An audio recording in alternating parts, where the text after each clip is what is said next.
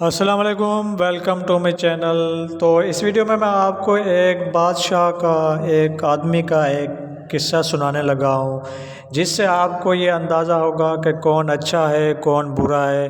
یہ صرف اور صرف یہ اللہ ہی جانتا ہے کہ کون گناہ گار ہے اور کون نیک ہے۔ بصرہ کے قریب ایک بہت ہی گناہ گار آدمی رہتا تھا۔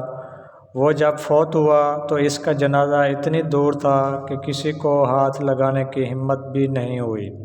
ایسے میں اس کی بیوی نے کرائے کے مزدور بلائے اور جنازے کو اٹھوایا۔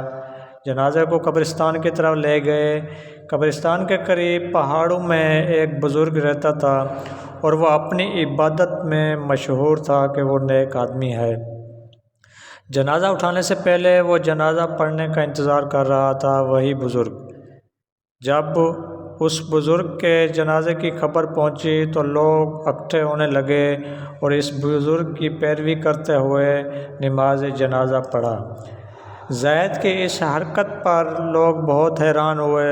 انہوں نے اس سے نماز جنازے کے بارے میں پوچھا تو اس نے کہا کہ مجھے خواب میں یہ حکم ملا، فلاں فلاں جگہ جاؤ، وہاں جنازہ ہے، اس کے ساتھ صرف ایک عورت ہے، اس کا جنازہ معاف ہے، آپ پڑھائیں۔ اس جملے پر لوگ مزید حیران ہوئے۔ عورت سے اس کا حال معلوم کرنے کے بعد معلوم کیا کہ یہ خصوصیات کیا تھی، اس میں خصوصیات جس کی وجہ سے اس کے گناہ معاف ہو گئے اور اتنے بڑے بزرگ نے اس کا جنازہ پڑھایا۔ اس کی عورت سے اس کا حال معلوم کرنے کے بعد معلوم ہوا کہ یہ درست ہے کہ وہ شرابی تھا۔ اس نے ساری زندگی شراب خانے میں گزار دی تھی، لیکن اس کی یہ خصوصیات تھی کہ جب وہ صبح نشے میں نہیں ہوتا تو صبح کی نماز، فجر کی نماز باجماعت پڑھتا تھا۔ تو دوسری اس میں ایک اور خاصیت تھی کہ اس کے گھر میں یتیم بچے رہتے تھے اور وہ ان کے ساتھ اپنے بچوں کی طرح پیار کرتا تھا، ان کی دیکھ بھال کرتا تھا۔ اور تیسرا یہ کہ جب وہ رات کو گھر آتا تو اللہ سے التجا کرتا اور رو رو کر التجا کرتا کہ مجھ سے جہنم کا کون سا گوشہ بھرے گا۔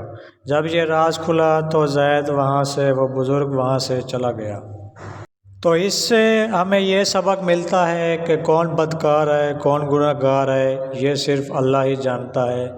تو امید ہے کہ آپ کو یہ ویڈیو پسند آئی ہوگی۔ اگر ہماری ویڈیو پسند آئی ہے تو پلیز ہمارے چینل کو سبسکرائب کرنا، ویڈیو کو لائک کرنا۔ ملتے ہیں نیکسٹ ویڈیو میں۔ اللہ حافظ۔